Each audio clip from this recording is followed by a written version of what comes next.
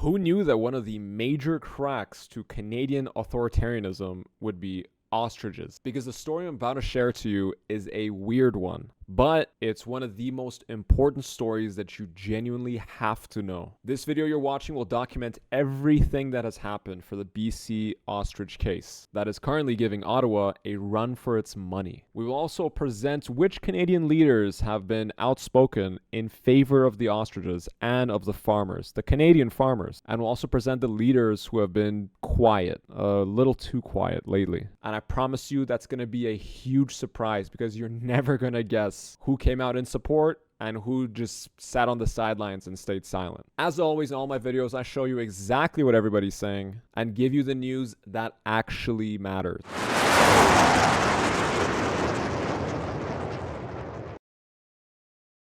Sheila Gunn-Reid for Rebel News. It's about 9:45 Mountain Time. I'm in my yard right now, but it won't be for long. I've got an 11-hour drive ahead of me.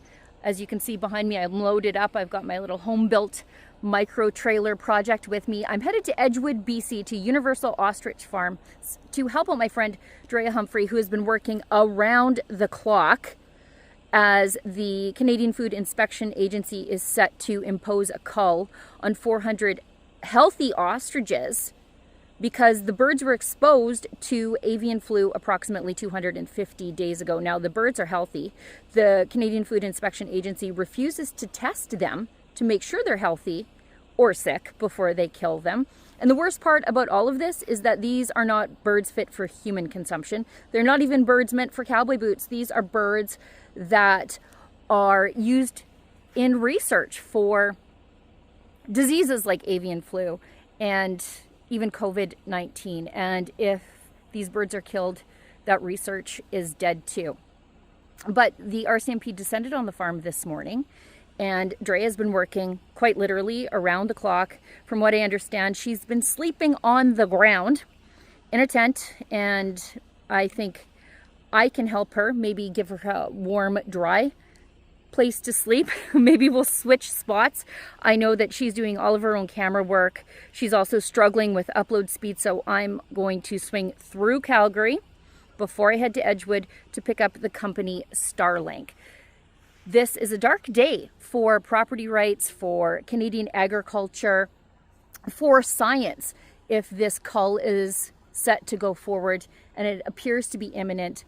But it is important that if this cull happens, it is documented so that everyone can know what the Canadian government did one more time in the name of science. If you'd like to help with our trip to support Dre's journalism and send a message to the government that killing 400 healthy ostriches will not save one life from avian flu. I had to basically change this video because halfway through making it, a lot of breaking news happened. So I'm going to cover those breaking news first, and then we're going to get into why this thing is actually way more important than anybody is saying or thinking. So as of this recording, the ostriches are unfortunately being sectioned off with walls of hay by the Canadian Food and Inspection Agency, the CFIA. They built this wall just so they are able to cull the ostriches in a group so that they don't have to go for them one by one. Because once they take one, then the others are going to start panicking, and it's a pretty dark thing. But also, they built this wall of hay because they wanted to do the culling outside of the public's eye. Katie, who's one of the main owners of the Universal Ostrich Farm, has unfortunately been tricked by police where they allowed her to go feed the ostriches, but then they almost immediately arrested her as well as her mom. Following the arrest, about an hour or so after, Katie was basically released. So they were able to come out and also make this speech that it's in this clip. Let's take a look. Those animals are going to be alive. We're going to restore hope in Canadians. We are going to fix a flawed and broken system. We're going to repair it. And we're all going to remember this as one of the most amazing moments in Canadian history. That we saved almost 400 animals from near death in their last moments. And I think we're just going to hold on to that hope. God is good and He's more powerful than all of us. So, yeah. Oh man, thank you. We love you. We love you. We love you. We fucking love you. We love you. We stand with you, Katie.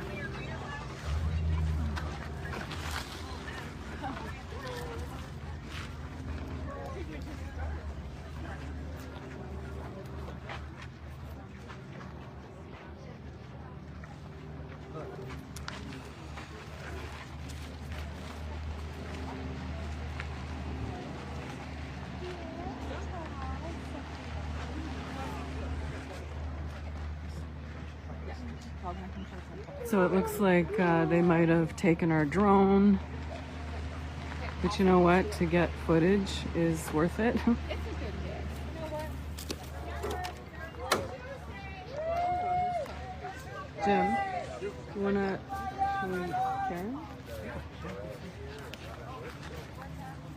I figured out that Shiloh, don't go too far, bud. Okay, so I figured everything out with him. It's not that bad. They should be here. And so I got him. I have to go restart this live. Hi Karen, are you okay to comment right now or no? Stay over here. Okay. Yeah. Okay.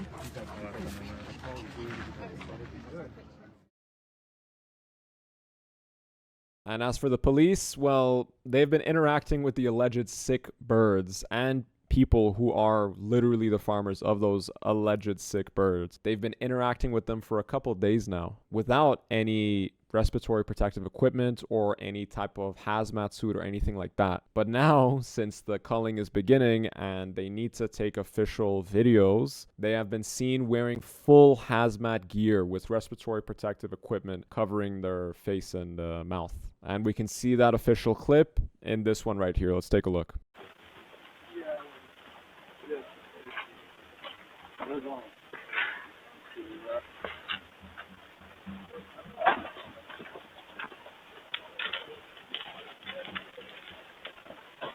Is that they've been? A blue truck there, is that?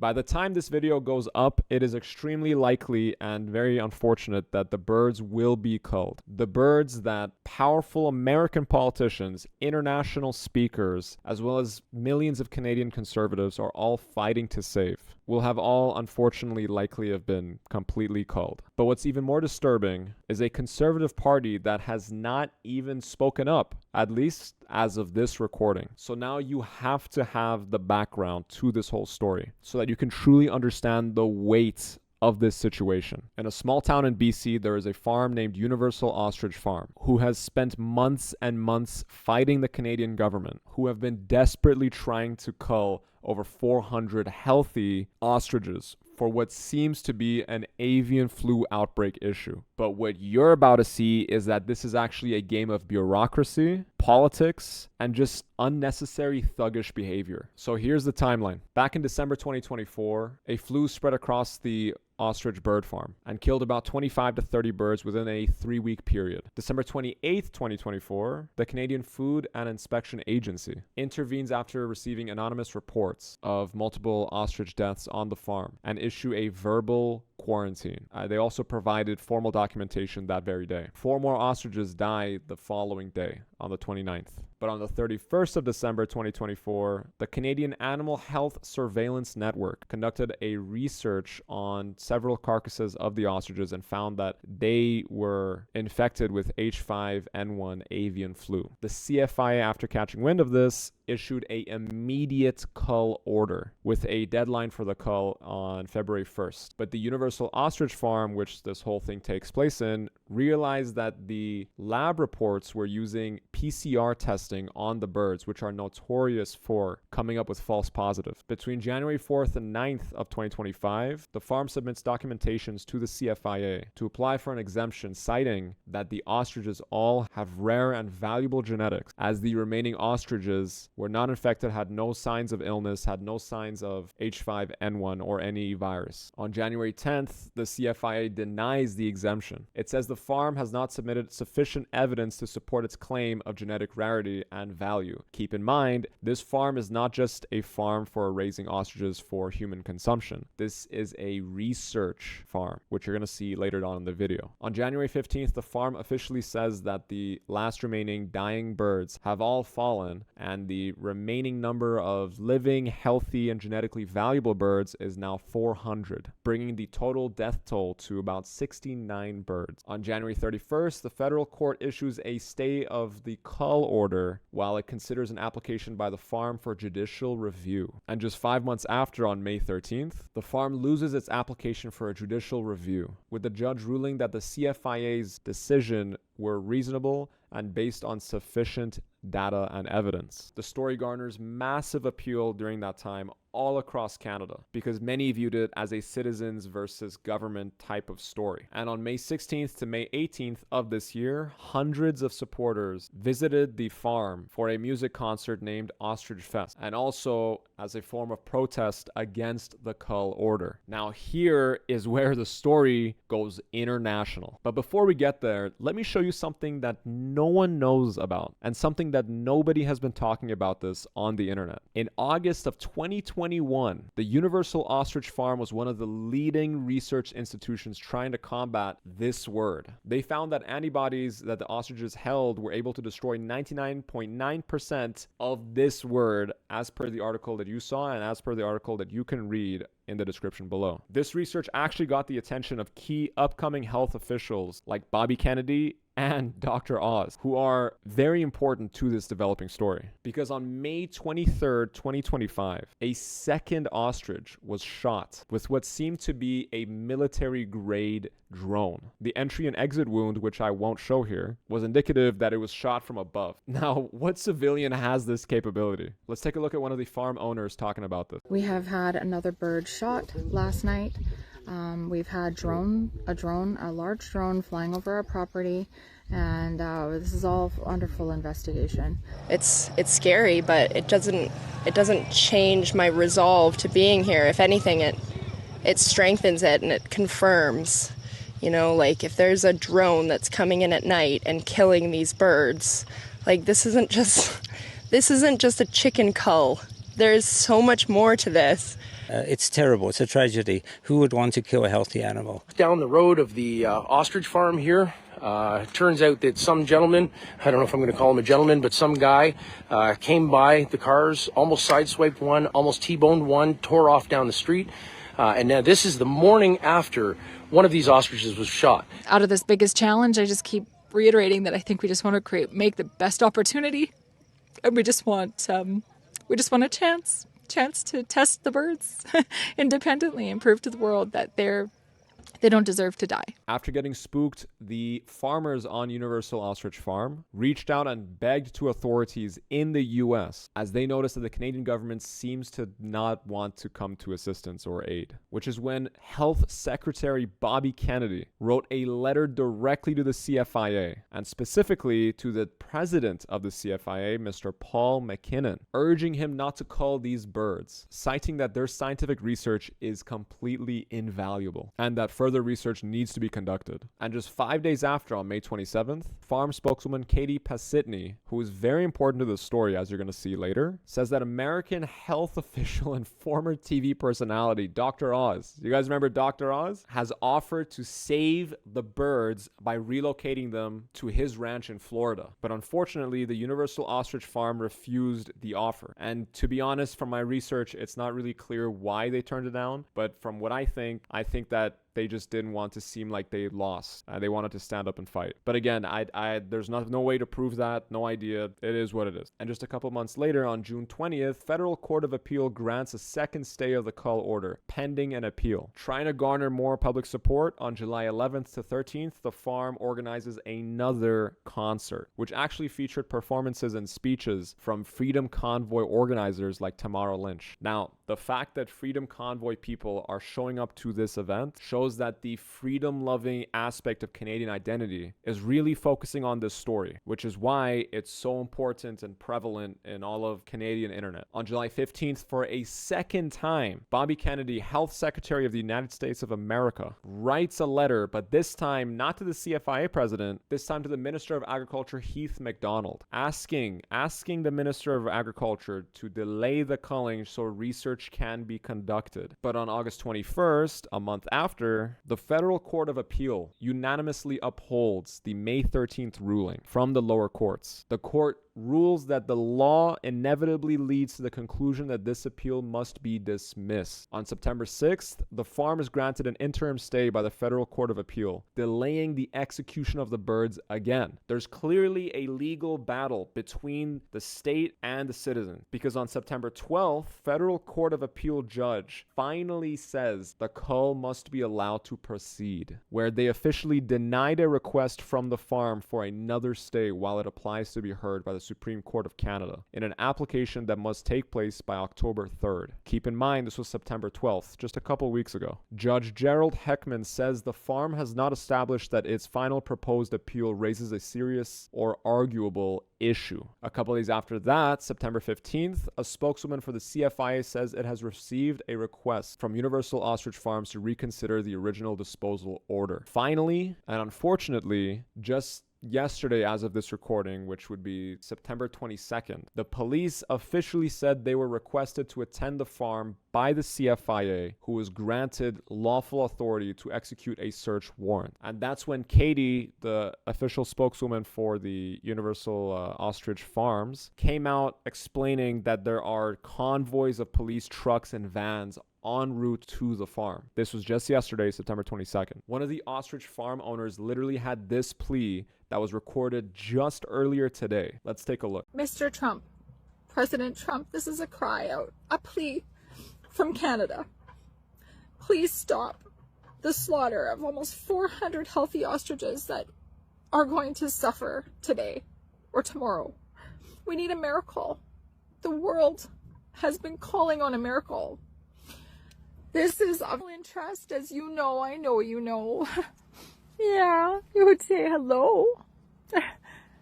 They are claiming that these animals are virulent and that have a virus and that they're sick, but instead these ostriches hold the key to humanity with their antibodies that can help with therapeutics and new innovative science that can actually make us less reliant on vaccinations and pills. This is for our children. This is for our grandchildren. This is for freedom. This is for hope. All of our animals have names. Our oldest is 35.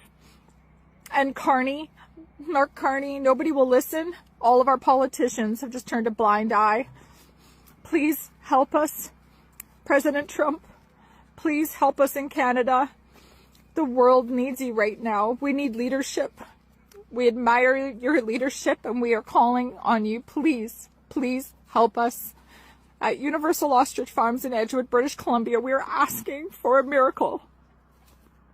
Thank you from Katie Pacitti. That was Katie. Having to resort to other leaders of other countries over your own politicians is not only insane, but that also says a lot about the situation we're in Canada. Brings us to our next segment of this story. So now that we are in the segment where we're talking about who said what, who did what in terms of Canadian political leaders and political leadership, let's start with the obvious. Mark Carney, Paul MacKinnon, and again, Paul MacKinnon is the president of the CFIA, the people who issued the cull order, and other liberal politicians, speakers, as well as famous people on the internet said nothing. Nobody said a single thing about these birds. And again, it's not about ostriches. It's not about saving birds or anything like that. It's about private property. It's about freedom-loving Canadians who want to protect what they have from an overreaching organization and state. Now, what is surprising is that Pierre Poilievre hasn't even issued any statement as of this recording. If he's issued a statement when I upload this or even way after, I'm going to put a correction in the comment section below. And I'm going to pin it as well so everybody can see it. But Pierre is supposed to be the main guy going up against bureaucracy and tyranny, but there's no statement from him. During the campaign trail, he was too scared to talk about the realities of our collapsing immigration policy, as well as the realities of crime in Canada. Then after losing, and after he was gifted a seat, is basically when he somehow found bravery and was able to be more forward with what's actually happening in this country. Canada cannot afford delayed leadership anymore. We are entering an era of humanity and civilization. that requires speed, efficiency, and clarity. And all three of these variables only come when you are closest to common sense. But then I ask you, why now? Why is he not issuing any statement? This story is literally blowing up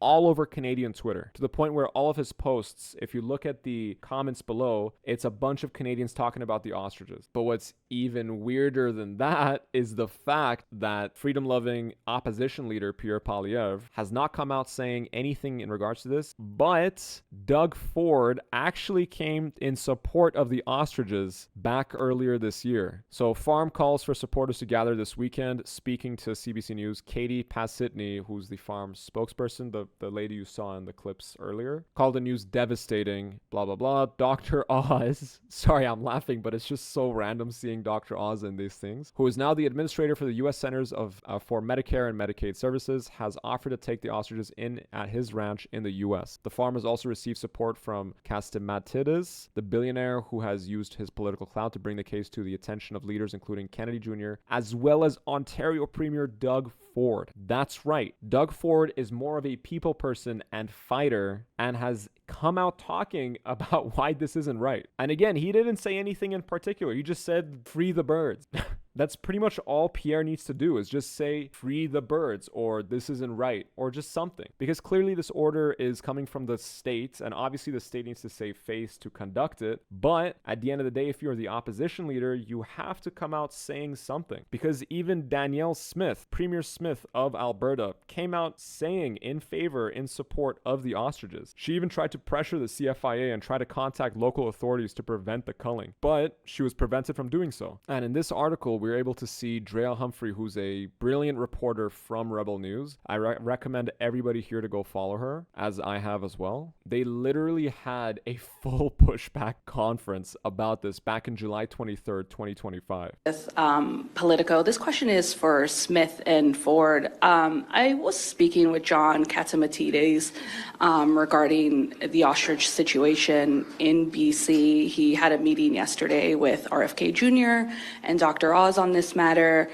He essentially wants the PM to intervene in the case, and he said that he's spoken to both of you on this issue as well. Will you be applying pressure to the PM on this? And do either of you have any issues or any concerns about the federal government's treatment of farmers, particularly in this case?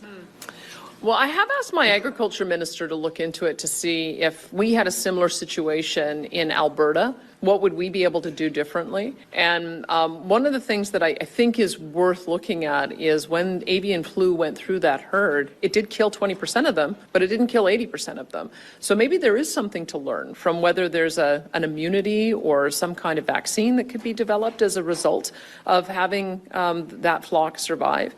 I think that maybe we have to think about different ways to do animal husbandry and animal safety, and why not try a different approach? So I'm open-minded to see. Very fair. Very, very fair statement. If there's any persuasion on that. I gather that the U.S. government is interested in partnering with BC if they wanted to do that. I'd be supportive of that because you can see that this case has really taken on a lot of public sentiment behind it. And if we can find a better way than doing mass culls in any situation like this, I think it's probably worth it to try to find a better way to do it. I don't know if you've got a thought.